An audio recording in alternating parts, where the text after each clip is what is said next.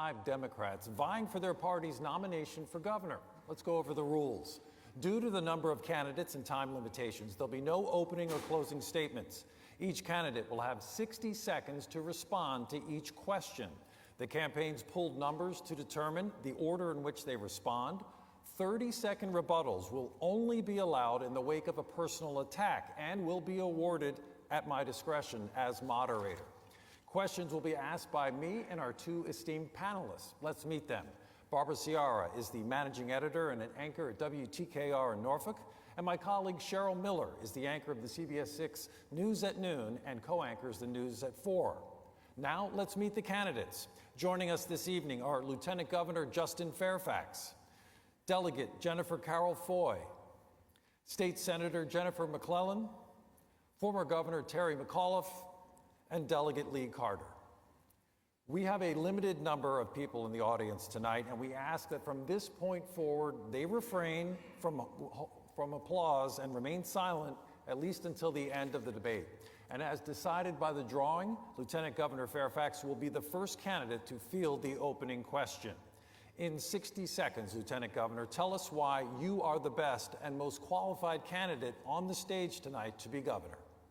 Thank you for having us here today, and thank you all so much in the Commonwealth of Virginia for tuning in.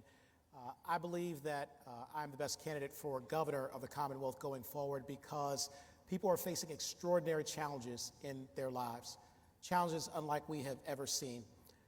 We are dealing with a pandemic, an economic crisis, and a racial injustice crisis that is threatening the very lives and foundation that people have built over the course of many generations.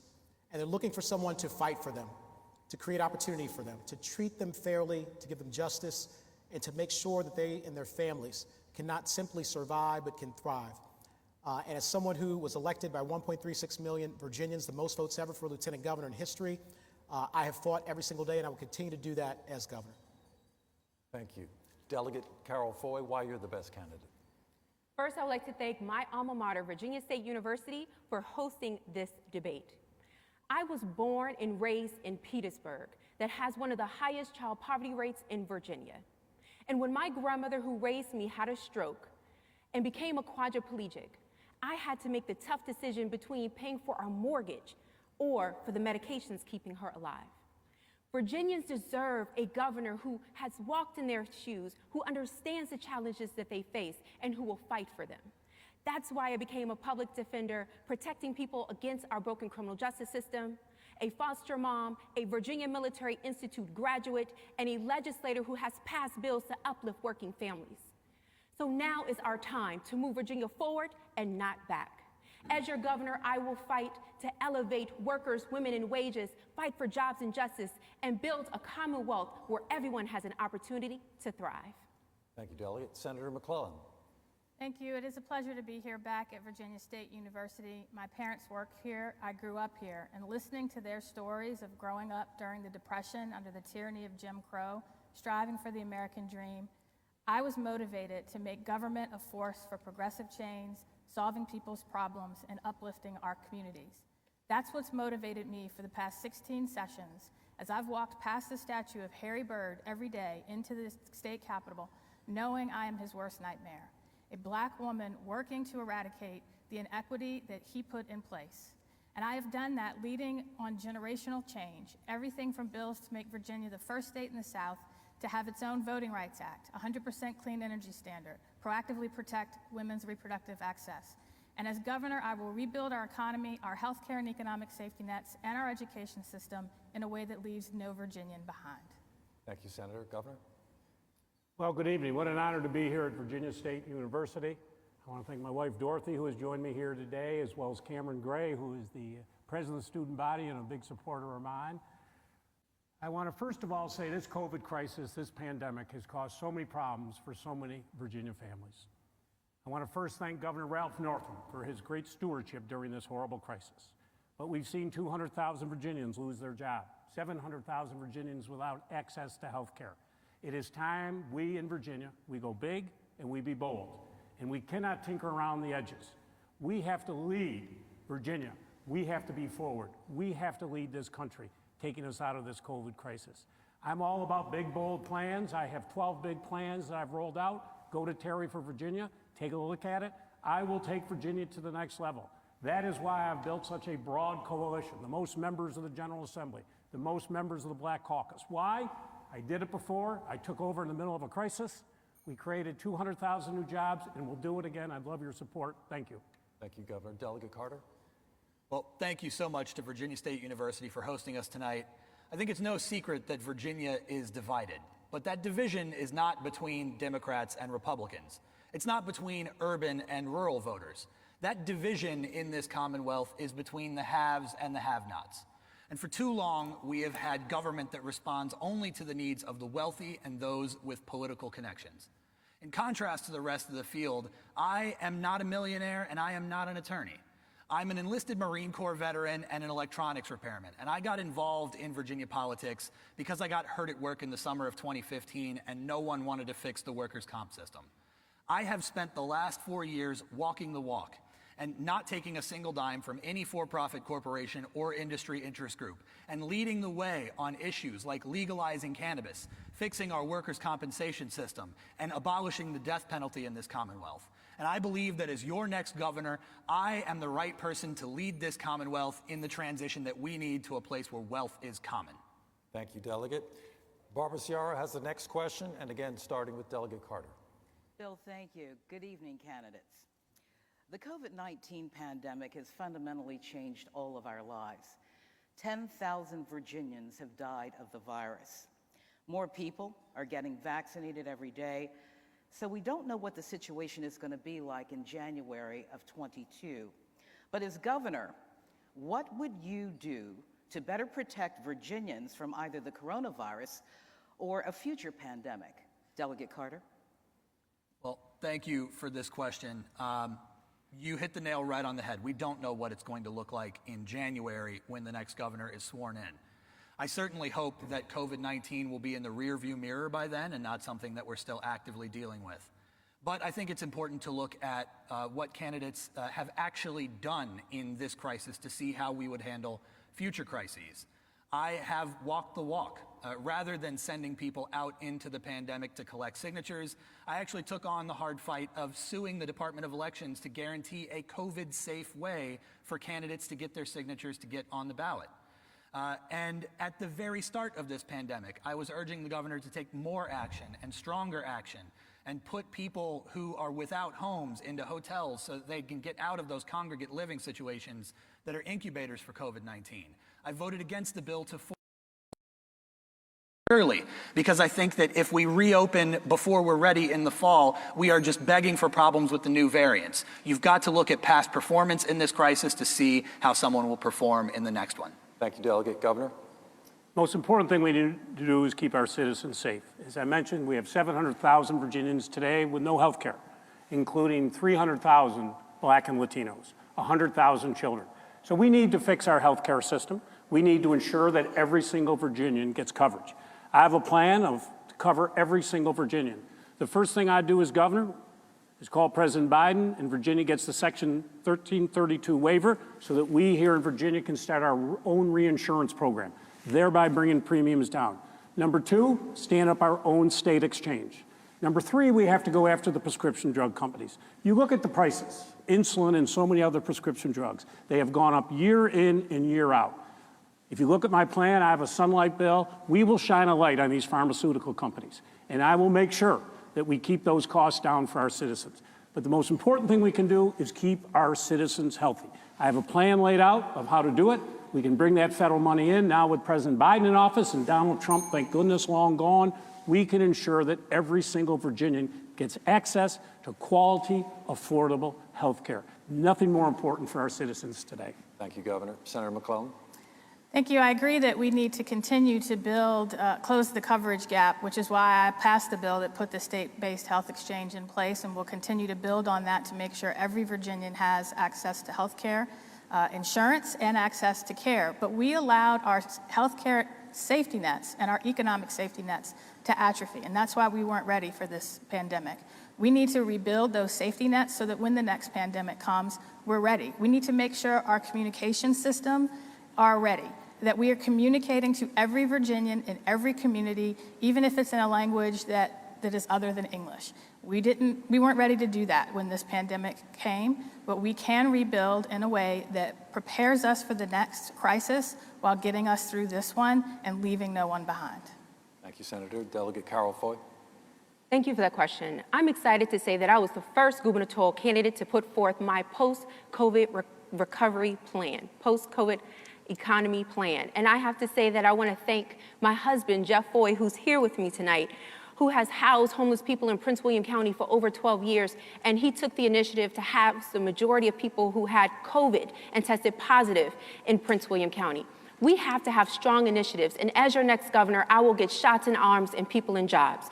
That's why I've put forth bills and budgets to ensure that we have systems in place that will show our unemployment insurance. So when there's a certain number of applications, we have funds that we can address the backlog. Some people still haven't had responses in months. We also have to ensure that we address our housing issue because we are going to have a tsunami of evictions in the next couple of weeks. So it's about protecting the people who need us the most. And that is what I will do as your governor. Thank you, Delegate. Lieutenant Governor. Thank you. Part of what we would be able to do during the next crisis is informed by what we did during the last one. And I'm proud to say that during this coronavirus pandemic, I've worked hand in hand with Governor Northam to keep our communities safe. I have recommended to him, for instance, in last March, to close all of our K through 12 public schools and our universities. On the day that I made that recommendation, we had only 77 confirmed cases of COVID-19 here in Virginia. Today we have over 620,000. So it's having that kind of foresight and the ability to manage in the midst of that crisis. Also, my proudest day presiding over the Senate of Virginia was when I cast tie-breaking votes to expand Medicaid to 500,000 Virginians. And the impact of that has been tremendous during this crisis and will continue to render us benefits going forward. Thank you, Lieutenant Governor. The next question is from Cheryl Miller, again with Lieutenant Governor Fairfax. Thank you, candidates, for being here with us this evening. Just across the campus from where we are tonight is VSU's Multipurpose Center, which is being used as a mass vaccination clinic. But a recent Kaiser poll shows that 1/4 of Black adults still want a wait-and-see attitude when it comes to vaccines. What do you say to them and others who would be hesitant to get a shot against the COVID-19? Lieutenant Governor? Thank you. I think it's important to lead by example. And in fact, I went to that very site, the Multipurpose Center here on the campus of Virginia State University, just about a week or so ago, and I got my first dose of the Pfizer vaccine, and we did that publicly and encouraged other people to do the same, because we know that there is some hesitancy, not just in the African-American community, but in others. But in order for us to defeat this pandemic, to keep ourselves and our communities safe, we have to make sure that people are being vaccinated today. We have 4.5 million doses of the vaccine that have been administered in the Commonwealth of Virginia. 1/3 of our population has gotten at least one of the doses. And so we are continuing to make sure that we are making these vaccines available. We are efficient in the way that we do that, but we want that to apply across the board and across the Commonwealth.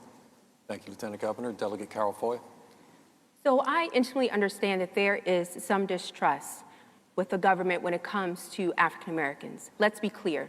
From Jim Crow to mass incarceration to redlining, we have not always had the best of relationships and understanding of the functions of the government. And I know the Tuskegee air experiment that I've heard so many things about wasn't that far off. But let me be clear. I will use my position as governor in the bully pulpit to ensure that everyone knows that the way we defeat this invisible enemy called COVID-19 is getting shots in arms. So I would encourage everyone to do so. And that's why I took to social media to lead by example, to get my first shot as well. And so we can do this, but only if we do it together. So it is safe, it is effective, and it's the only way that we will defeat this enemy. Delegate Senator.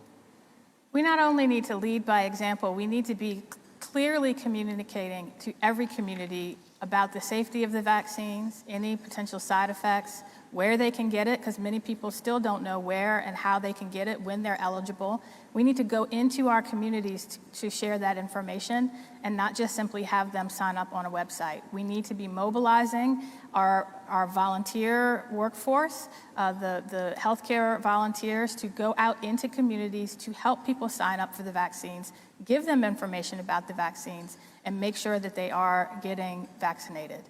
But we have got to do that. We cannot do that just sitting in Richmond. We have got to do that in all of our communities, meeting our Virginia residents where they are.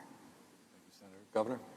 Listen, we're not going to be safe until everybody has a vaccine. And that's what our goal should be, public sector, private sector, reaching out to the religious leaders throughout all the communities to talk from the pulpits to say you need to take this vaccine. And soon we'll have doses for everybody. I still don't have it. I'm too young. I don't fit the category yet. So I'm still waiting to get my vaccine. But as soon as we move it up, I will get it. But we have to lean in to get everybody to understand that this is a health crisis. This is about keeping communities safe. And the more people that we can get involved, the more people we can get talking to individuals. This is about a community. This is about helping. The state needs to lead on this. As governor, I always led in on these big health issues. You know, I made sure that low-income pregnant women, for the first time in their lives, got actually dental coverage. Wherever there was a need, I leaned in to try and make sure we were providing the basic necessities and cares to keep our citizens safe. Thank you, Governor. Delegate? So I think this is an area where all five of us up here agree. It's very important that everyone get the vaccine as soon as they're eligible. I've not been able to get mine yet, but I very much look forward to it. But it's important that people take this vaccine not because government leaders are telling them to, but because we recognize how we're all interdependent. And COVID-19 has pointed that out more than anything else in my lifetime. A single person who's not vaccinated, a single person who's not careful, becomes an opportunity for this virus to infect 10, 20, 100 more people. And every single new infection is an opportunity for a new mutation that can beat the vaccines that we already have. So I am urging everyone out there today, please get the vaccine as soon as you are eligible. Do it for your health, do it for your family's health, and do it for your neighbors who are immunocompromised, who are allergic to the vaccine and can't take it themselves, or who are newborns, like my youngest daughter, who cannot have the vaccine. Every single person has to pitch in on this. Thank you. I've got the next question, and we'll start with you again, Delegate Carter. It's going to take a long time for the Virginia economy to recover from the pandemic. A Wallet Hub study that was released yesterday said Virginia is the 8th hardest hit state in the country by the pandemic. Given that many Virginians are still struggling, especially to find even their benefits from the Virginia Employment Commission, which has been, of course, overwhelmed by the 1.5 million claims that were made in the last year or so. They've caught up to a lot of that, but we still hear from a lot of folks that are struggling to get information from the VEC. A year into this pandemic, should the VEC be doing better? Well, I'm one of those Virginians that's still waiting for an answer from the Employment Commission. You know, my second job is as a Lyft driver because the General Assembly doesn't pay you enough to make ends meet. And so obviously gig workers were eligible for PUA from the start of this pandemic. And they told me I was eligible, and then they gave me a single check for $158. No more answer, no more reason for why that stopped. So I am right there with the hundreds of thousands of Virginians who are waiting for an answer for the Virginia Employment Commission. And I think that their performance, it's understandable that they've been overwhelmed, but it is unacceptable that here we are a year later and people still don't have a reason why they're not being paid. But I think that we need to restructure our economy after this crisis is over to make sure that the next crisis doesn't cause similar problems. There are a lot of people who never recovered from 2008 that were hit with this double whammy with this economic collapse. So we have got to fundamentally rethink what economic development means in this Commonwealth so that we are the ones making decisions about our economic future, not investors like Jeff Bezos and Elon Musk. Thank you, Delegate. Governor? Clearly, the economy, top issue on so many minds. COVID has been so devastating to so many families. So many folks have lost their job. In the black and brown community, 40% of the small businesses in the black and brown community have closed in the United States of America in the last 12 months. So we need to lean in to lift up our workers. That's why, as governor, I'd say the $15 minimum wage, we need to move that up to 2024. We need paid sick days, paid hazard day, and we need family medical leave here in the Commonwealth of Virginia. This is absolutely critical for us to go forward. Now with Joe Biden, the infrastructure bill is going to provide huge opportunities to create a lot of jobs here in the Commonwealth. We need to work with the Biden administration to bring that money back, but we got to lift workers up. I dealt with this challenge when I became governor in 2014. I inherited the largest deficit in the history of the state. We got to work, we created 200,000 new high-paying jobs. And guess what? Personal income went up 14%. We were the #1 state in America for cyber companies, data companies, unmanned systems. We rebuilt our economy. We did it before, we've got to do it again, but we can't do it if we're not going to be big and bold. Thank you. Senator? We have got to rebuild our economic safety nets like the VEC so that they have enough people and resources to meet the demand short term. Before COVID, though, our economy was leaving many Virginians behind, and we have to rebuild it in a way that leaves no one behind, that centers our workers, that centers small businesses who were struggling before COVID. Unlike past recessions, we cannot simply focus on luring other companies here to Virginia. We have got to stabilize and grow the small businesses, particularly our women and minority-owned businesses who are struggling, many who want to provide the leave to their employees, sick leave, paid family medical leave, and they need our help to do it. And so that is why I will put in place the paid family medical leave program and paid sick days for all employees going forward and rebuild our economy in a way that leaves no one, no worker, and no small business behind. Thank you, Senator. Should the VEC be doing better? Delegate Carol Foy. So I can tell you that before COVID, my husband and I were both working 2 jobs, that we are raising our 2 3-year-olds. We pay a second mortgage every month called childcare while straddled with student loan debt. So when this pandemic happened, we both had to sit at our kitchen table, pull out our checkbook, and make some tough decisions. And when my hours got rolled back, when he lost one of his jobs, times got tough. And they're tough for so many Virginia families out there. And that's why we need a governor who understands the challenges that Virginia families face. I don't have to empathize because I understand. And that's why I'm excited about my jobs and economic development plan, where I will shore up small businesses, ensure that we keep our unemployment insurance up to date and where we should be paying people. And I will ensure that 45% of all discretionary spending as governor will be spent with small, women, and minority-owned businesses. Thank you, Delegate. Lieutenant Governor? Thank you. The answer is yes. VEC can and must do better in terms of providing relief to so many people who've been so hard hit by the coronavirus pandemic and by the loss of jobs and loss of income that's occurred really across the Commonwealth of Virginia. But we've also got to focus on fixing our roof when the sun is shining. We know that February of last year, our unemployment rate was about 2.5%. Today it's at 5.2%. It hit a high of 11.3% in April of 2020. And so at that moment, before the full weight of this pandemic was being felt, our goal was to put massive investments in the infrastructure that allows people to have high-paying jobs, that allows them to have higher wages, health care. We've got to continue to have that focus even as we come out of this pandemic so that next time people are not struggling in the same way that they have during this moment. All right, the next question will come from Barbara Ciara, again for Lieutenant Governor. Well, thank you. Candidates, the commercial marijuana industry is scheduled to be up and running 16 months after the next governor takes office. What needs to happen to ensure that Black-owned and other minority-run businesses have a fair opportunity to participate in that industry? We'll begin with you, Lieutenant Governor Fairfax.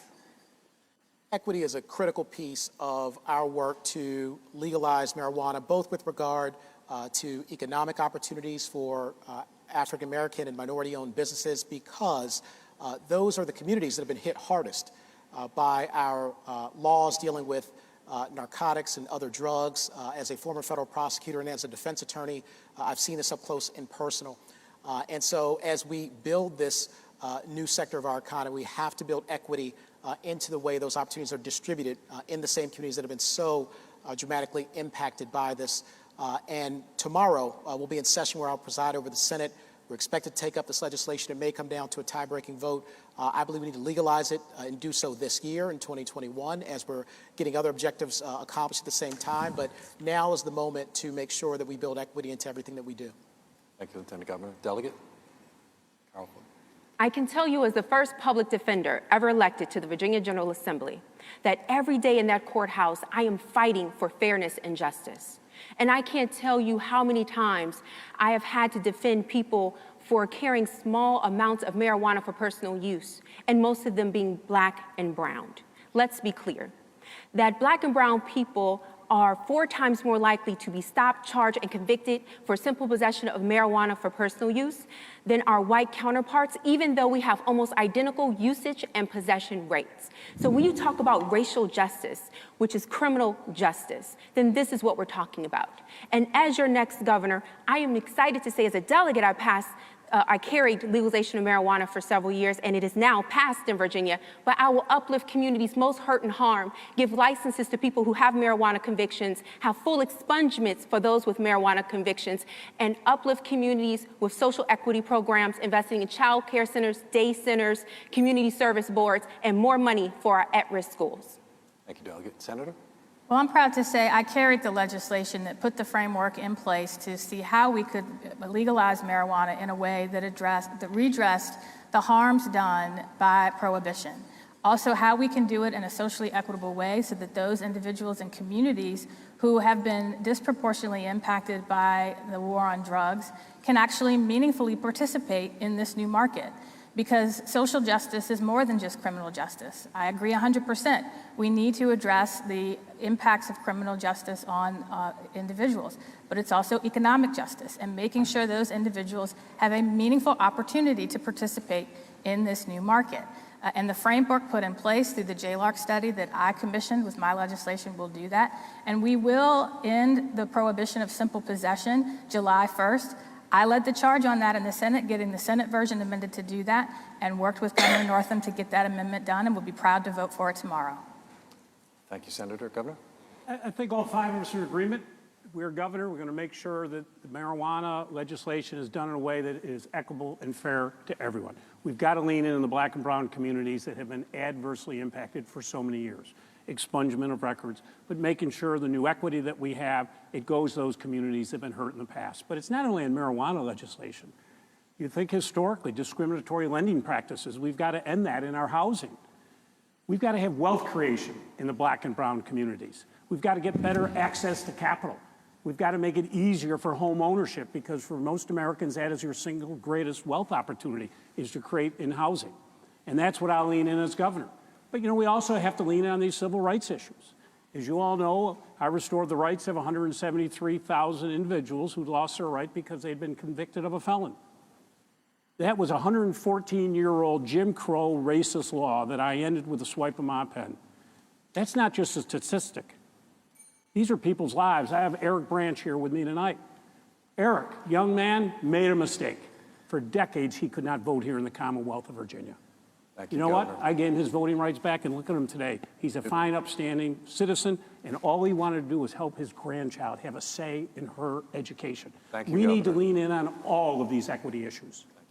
Delegate? Well, legalizing cannabis is an issue that I have been at the tip of the spear on. I introduced legislation to legalize cannabis in the Commonwealth of Virginia back when even some of the other candidates on this stage asked me, why are you doing this to us in an election year? So, this is an area that is near and dear to my heart, and the next governor has tremendous say over how we legalize. Are we going to let big tobacco and the medical cannabis industry buy up the entire market, or are we going to make sure that we have ownership in this new sector of our economy that is broad-based within the communities that have been impacted by the war on drugs? And I think not only do we need to make sure that we have ownership within the black community, but also that we use 100% of the revenue revenue we gain from the new cannabis tax to create a fund for reparations for Black and Indigenous Virginians. It won't be 100% of what we need to atone for, but we have got to start making up for Virginia's government's complicity in some of the worst crimes in human history, from the transatlantic slave trade, the genocide of Native Americans, Jim Crow, and so on and so forth. We have got to start here. All right, thank you, Delegate Carter. We are going to take a quick break. We'll be back in 90 seconds with the second half of the Democratic debate for governor of Virginia. Stay with us.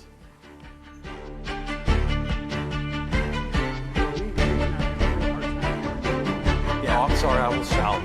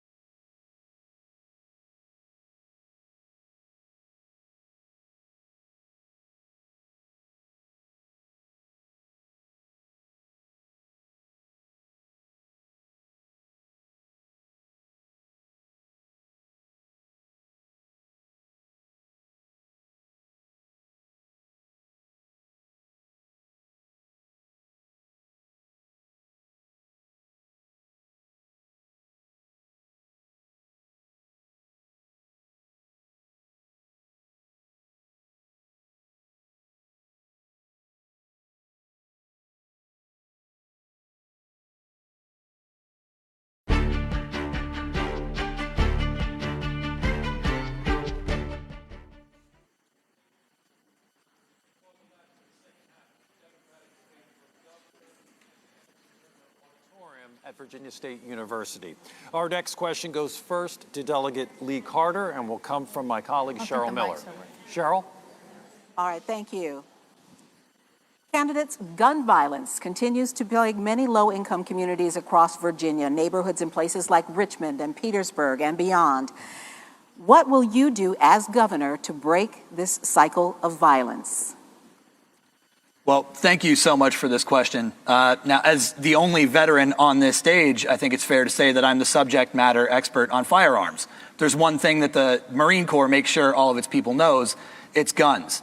And so I think we've got to, not fall into the trap of thinking that we have to disarm people and take away their right to self-defense. But there are laws that we can put in place to make people safer. I've supported things like universal background checks and safe storage requirements. But we've got to get at the root cause of gun violence, which is despair. It's the root cause of most of the violence in this Commonwealth. When people feel that they don't have a way out, when they feel that they don't have a possibility of a better future, their actions become unpredictable and frankly dangerous for a lot of people. And so, that is at the root of not just violence against others, but also suicides, which are a major factor in those gun violence statistics. And we can address that desperation by making sure that we put economic power directly into the hands of working people in this Commonwealth so that they dictate their own future. Thank you, Delegate. Governor? Such a serious issue for us here in Virginia. We lose 1,000 Virginians every single year, 3 per day. It is time we get serious about the issues of gun violence. We need to lean. As governor, what I'll do, number 1, get rid of assault weapons. Number 2, I'll get rid of these high-capacity magazines. Number 3, we got to get rid of the ghost guns. Number 4, I want to give local authorities, mayors and others, if they have public events in their jurisdictions, then they can make a decision whether they want to ban firearms if they want to keep their citizens safe. But we need to lean in. I can tell you one of my toughest days as governor is when I talked to Andy and Barbara Parker, who lost their daughter, who was killed live on a television broadcast. No one has to go through what they went through. And it's a sad day, but it's time that we actually got serious about it. I'm very proud. When I ran for governor, I was the first Democratic nominee for governor in Virginia history to get an F rating from the NRA. And I was darn proud of it. and I ran television commercials with it. And as governor, I had a right-wing legislature, and I thank you, Senator McClellan. You were with me on a lot of these battles. Thank you, Governor. We had a right-wing legislature. We had to veto bill after bill after bill. None of them got through, and I thank you, Senator, for helping me with Governor. that. Senator?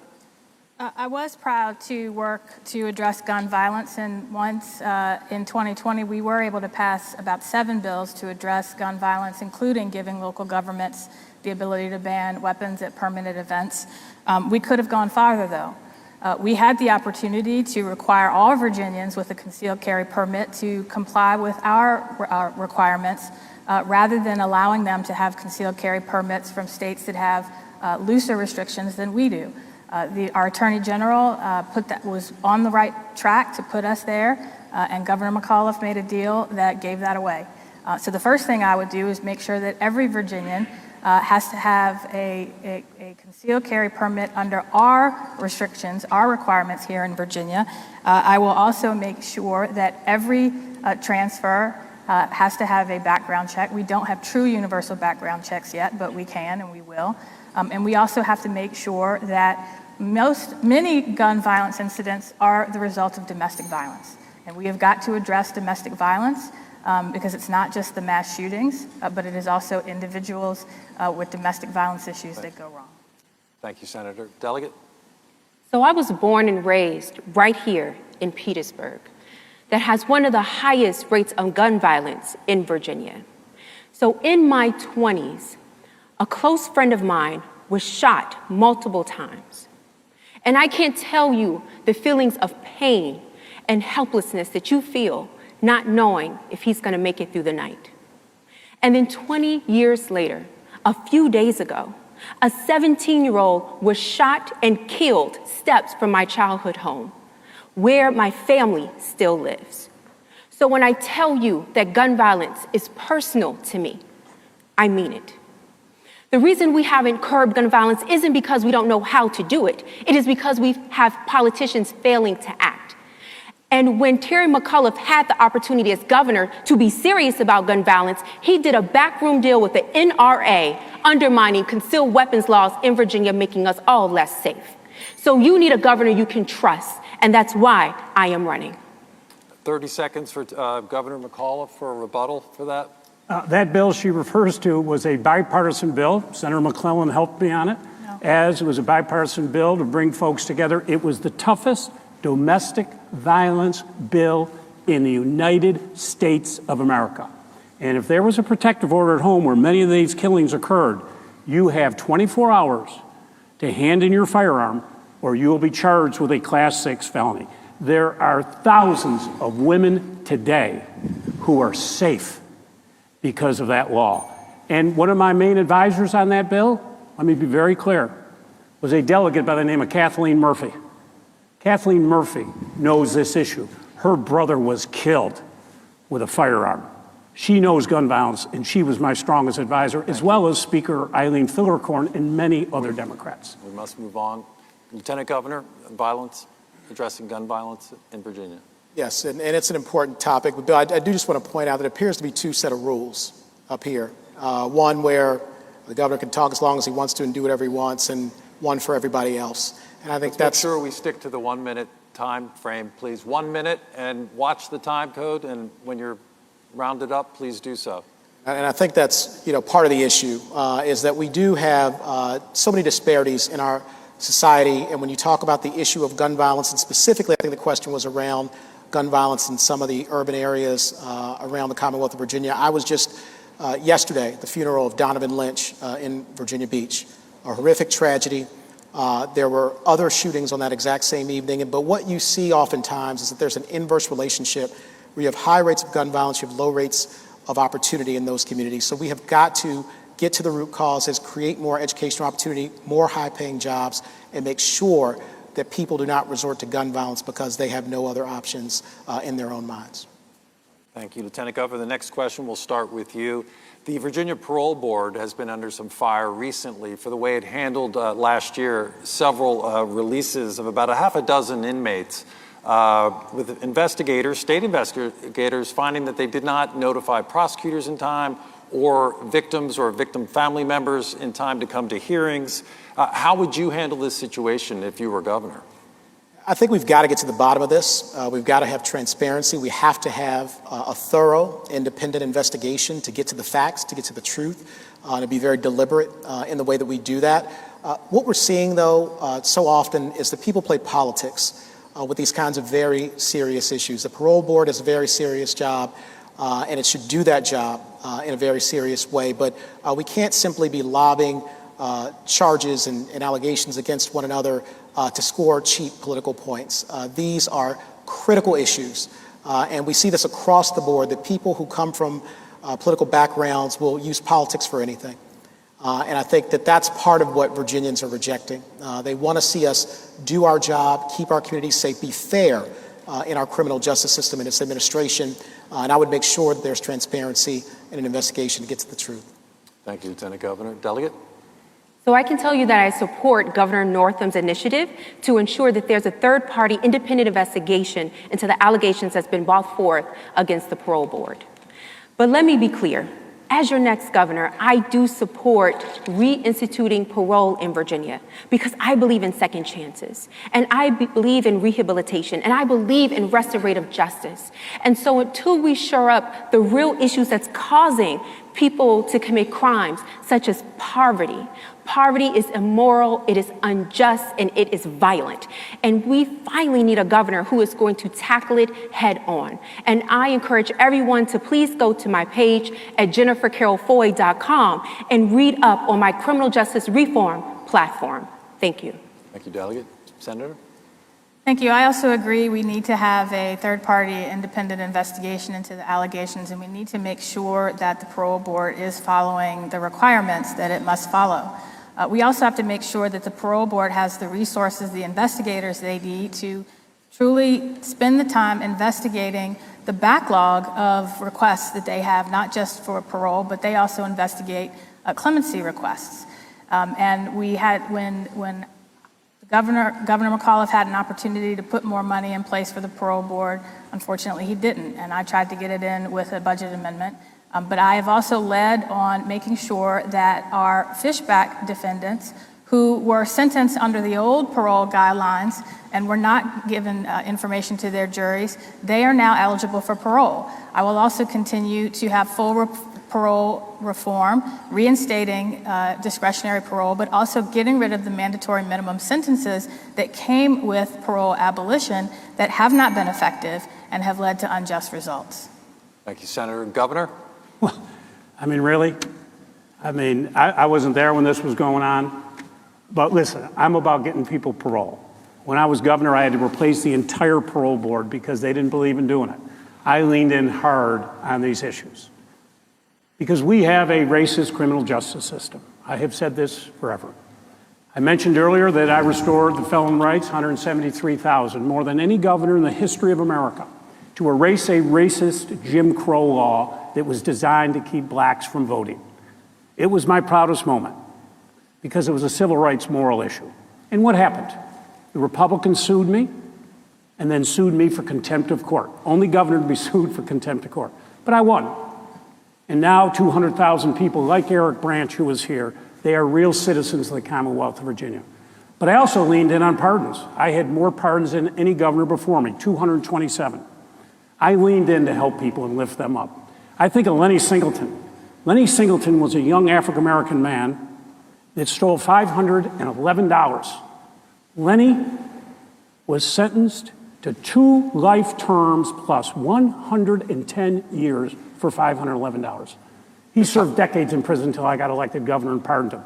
I leaned in before, and that's why I have this broad coalition, why so many members of the Black Caucus have endorsed Governor, me. your time is up. Thank you. Thank you. Delegate? Thank you. So addressing the original question that was asked about the parole board, I do support an independent investigation of the parole board. I do support the reinstating of parole. But I think that this is a symptom of a problem that exists in many executive branch agencies, which is that the executive branch of Virginia's government has become resistant and averse to oversight. There is little to no oversight by the legislature over the executive branch. They act with impunity far too often. They act outside of the public eye. And there seems to be very, very little appetite within the General Assembly to create more oversight over the executive branch agencies, largely because the party that the party that holds the governor's mansion tends to obstruct any efforts within the General Assembly to bring that oversight to the executive branch. So we definitely have a problem. The people need to know exactly what the government is doing in their name, and we need to hold people accountable for their actions. Thank you, Delegate. The next question will come from Barbara Ciara, again for Delegate Carter. Bill, thank you. As I'm sure all of you are aware, the trial of former police officer Derek Chauvin, accused of killing George Floyd, is currently underway in Minneapolis.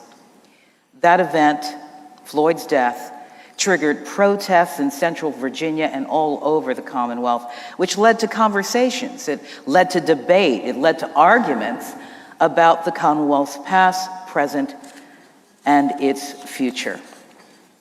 In the last year, many Confederate monuments have been removed, but the discussion about policing is ongoing in the Commonwealth. How do you envision the future of law enforcement in Virginia? Delegate Carter. Well, this is an area where I stand apart from the rest of the Democratic Party. What we saw during the 2020 General Assembly special session on police violence was that too many Democrats try to strike a bargain with police, where they try to put in place new rules on the use of force, new rules on the acquisition of military hardware that have so many exceptions and so many ways around it that they might as well be made out of Swiss cheese. And then they try to make up for that by increasing the police budget. We've seen during a special session on the issue of police violence, the state police budget went up by over $12 million. Individual police officers were given a bonus of $2,000 each, and now they've been given a pay raise of 8% in this most recent regular session of the General Assembly.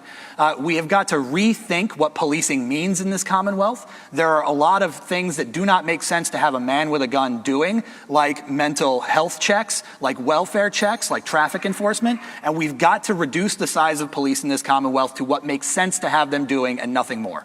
Thank you, Delegate. Governor? Listen, we need to make sure everyone is treated equally. And we've all been watching television and heard about the murder of George Floyd. It is unconscionable. But it happens too often. It's too common. So we need to lean in. We need full accountability. We need full transparency. We need to invest more on the training. I did this when I was governor. The federal money that came down, the money was supposed to go to equipment. I said, no, it's going to go toward training. We have to make sure we're investing in our communities so that the police officers have the training. If something happens, there's accountability. I happen to be a full supporter of body cams. I'd like to see every police officer actually have a body camera so that we can all actually see what's going on. Thank goodness we had all of those individuals there that had those cell phones when George Floyd was murdered. So for me, working with the communities, working with the police to make sure we're keeping our communities safe, but full transparency, full accountability from our police, and just making sure that we are investing the dollars for the training. We want to keep everyone safe, and everyone needs to be treated equally. Thank you, Governor. Senator? Watching George Floyd being murdered, I felt the same trauma my parents felt when they saw Emmett Till being murdered. And I agree we need to continue the work that we started in the special session with police reform. But we need comprehensive criminal justice reform that eliminates these low-level offenses that criminalize poverty and mental illness. Remember, George Floyd was detained for having a counterfeit $20 bill that became a death sentence. We need to make sure your access to a fair trial is not dependent on how good of an attorney you can hire, and continue the work we've done with jury trial sentence reform and allowing mental health illness evidence into evidence. But racial justice is about more than criminal justice reform. It is embedded in every system we have in government, and I did not need George Floyd's murder or the Unite the Right rally to teach me that. Thank you, Senator. Delegate? As the mother of two young Black sons, I know that one day I'm going to have the talk with them about how there's two different justice systems in this country and in this Commonwealth. And I've been fighting this issue from the courthouse to the State House. And I can tell you I've been protesting. And my protest is in passing bills and budgets that's going to address the hurt and harm that's been felt by so many communities due to over-policing, disinvestment, and the war on drugs. So I can tell you that I've carried and passed a bill to prohibit the use of chokeholds by law enforcement officers so we don't have an Eric Garner situation in Virginia. And I can tell you I helped pass a bill so we can put a ban on no-knock warrants so we don't have a Breonna Taylor situation in Virginia. So the politicians of the past have failed to really move us forward on this issue. And that's why we need a bold, principled, progressive governor here in Virginia who's going to address the issues that we have and make our justice system more fair. Thank you, Delegate. Lieutenant Governor? The murder of George Floyd was horrific, but it recalls a history in Virginia and in our nation where African Americans, and particularly African American men, are presumed to be guilty, are treated inhumanely, are given no due process, and have their lives impacted, in some cases taken away in an instant. And I think that in the interest of speaking truth to power here, particularly on the campus of Virginia State University, we can't just talk theoretically about what generally happens, but we have a real-world example where I was falsely accused in 2019 from the Washington Post now saying these false accusations, raising that question, and whether it was a rush to judgment. Everyone here on the stage called for my immediate resignation, including Terry McAuliffe 3 minutes after a press release came out. He treated me like George Floyd. He treated me like Emmett Till, no due process, immediately assumed my guilt. I have a son and I have a daughter. I don't ever want my daughter to be assaulted. I don't want my son to be falsely accused. And yet this is the real world that we live in. And so we need to speak truth to power and be very clear about how that impacts people's lives. Thank you, Lieutenant Governor. And we'll stay with you, but the next question comes from Cheryl Miller. The Democratic Party has a 55-45 majority in the House of Delegates and a 21-18 majority in the state Senate. Should Republicans reclaim either or both of those chambers within the next 4 years, how and where can you find common ground? Lieutenant Governor? We have to find common ground in creating opportunity for all Virginians. I'm proud that as Lieutenant Governor, I've been able to work across the aisle, develop relationships and friendships with Democrats and Republicans in the Senate. Our greatest bipartisan compromise during my time in office was the expansion of Medicaid, where I broke the tie votes, and now 500,000 more Virginians have health insurance today as a result. It was voted affirmatively on a bipartisan basis on final passage. This is what we have to do to make sure that people have more health care, higher wages, that their children, regardless of where they come from, are treated equally or treated fairly, that just because of who you are and what connections you have, you don't get a different set of justice in our Commonwealth. And that is where we've got to find common ground, and I would continue to do that as governor. Thank you. Delegate?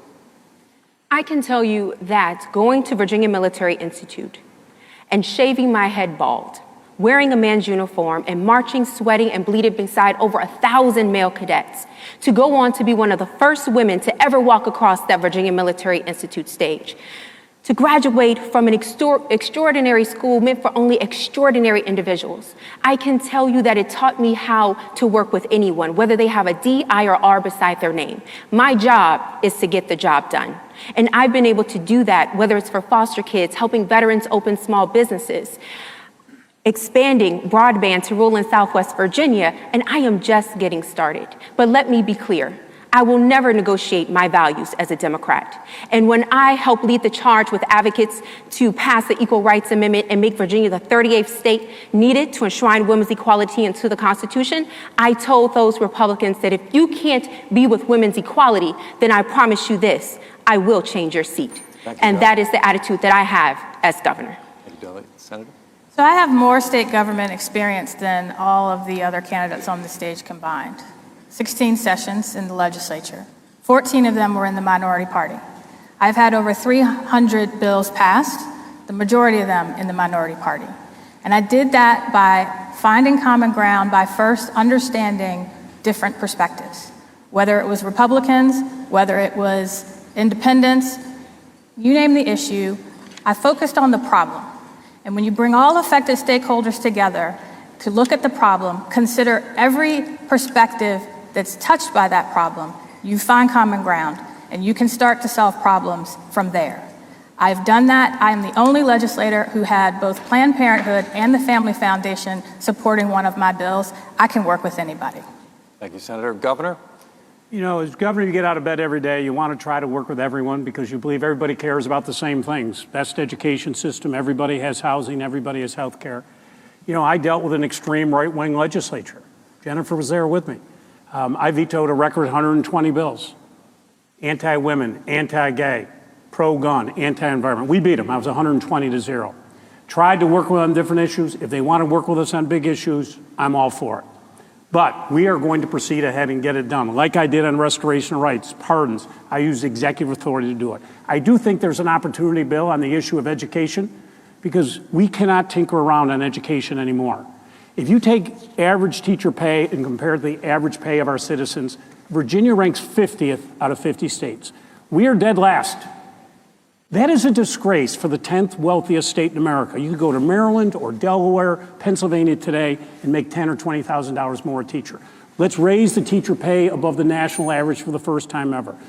14% of our students don't have broadband. Let's get every child broadband. But how is this fair during COVID that a child has to go to McDonald's? We're about out of time, Governor. Sorry. Oh, thank you. Thank you. Delegate Carter? Thank you. So in my time in the General Assembly, my biggest legislative successes have been bipartisan, which may be shocking for some people to hear since I'm the only socialist in the General Assembly. But bills like capping the copays for insulin products at $50 for a 1-month supply, banning the strip searching of children, and allowing worker cooperatives to be a legally recognized type of business in this Commonwealth so that people own and control their own workplace rather than having their working environment dictated to them are areas where I was able to work across the aisle. And it's because I didn't fall into the trap that too many Democrats fall into of wanting bipartisanship for its own sake. I choose issues to fight for that are so unambiguously good that even the Republicans feel that they need to get a piece of it. So that is how you approach bipartisanship. You put the issue out there that is overwhelmingly popular with the people, and you dare the other side of the aisle to stand in the way, and 9 times out of 10, they won't. All right, that is going to be the final word. Delegate, thank you all for participating. We have no time left for further questions. So thanks for taking part in this debate tonight. As we know, such public forums are an important part of the electoral process. We're grateful for your participation and we wish you the best of luck. I would also like to thank our panelists, Barbara Ciara from WTKR, my colleague Cheryl Miller from WTVR CBS 6. Once again, the Democratic debate for governor has been brought to you by the Democratic Party of Virginia, by Virginia State University, and WTVR CBS 6. And thank you, the voters of Virginia, for watching. A reminder, primary day is June 8th, and the last day to request an absentee ballot is May 28th. In-person absentee balloting begins on April 24th. So on behalf of everyone who brought this event to you tonight, I'm Bill Fitzgerald. Thank you and good night.